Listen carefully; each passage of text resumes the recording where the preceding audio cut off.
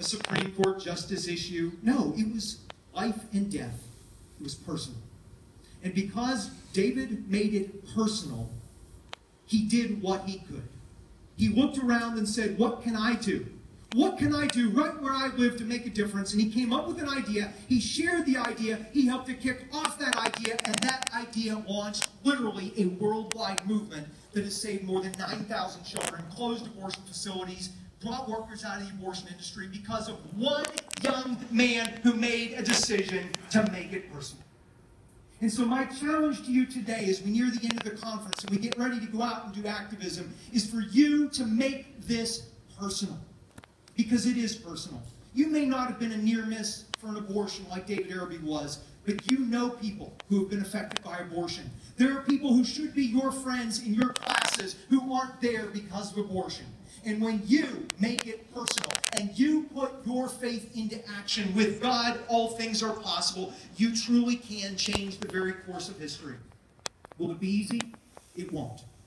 But it will be worth it. And I will just end with one anecdote that demonstrated to me yet again how incredibly worth it this work is.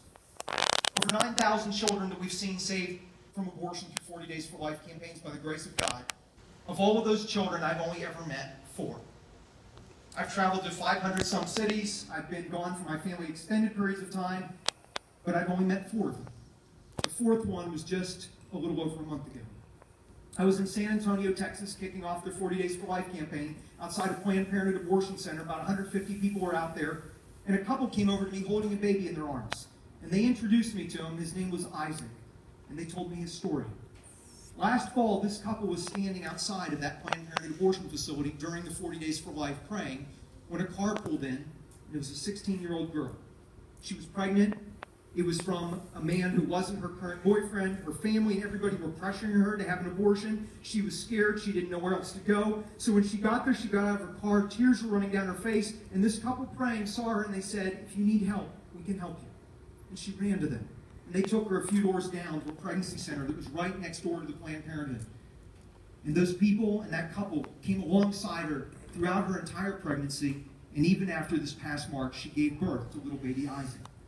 As a 16-year-old, she was nowhere near ready to parent. So she made an adoption plan. And the couple she asked to adopt her child, and they said yes, was that couple who had been standing outside the Planned Parenthood abortion facility for her that day. That child is the one I met at the 40 Days for Life kickoff.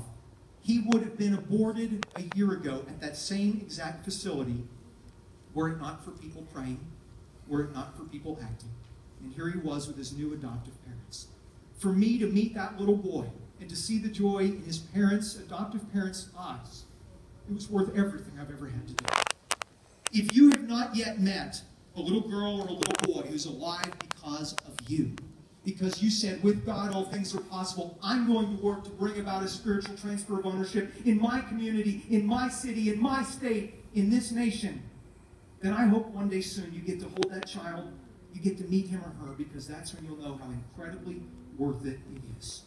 So let us not grow weary in doing good, for at the proper time we will reap a harvest if we never give up. Amen? Amen. Amen. God bless you.